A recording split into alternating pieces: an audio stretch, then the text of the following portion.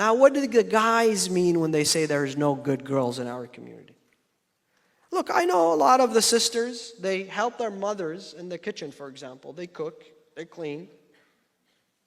But they never post that on social media, that she's helping her mom in the kitchen, or she attends a majalis in full hijab. She's part of the community, she's volunteering. That never shows up on your feed. But what shows up on their feed?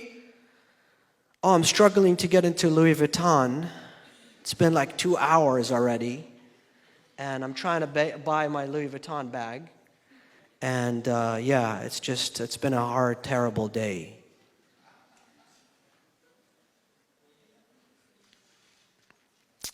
And yes, nobody wants to see your nails on social media either.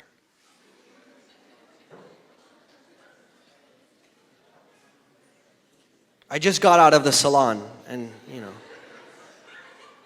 we all know you have nails. It's normal. Every human being has nails.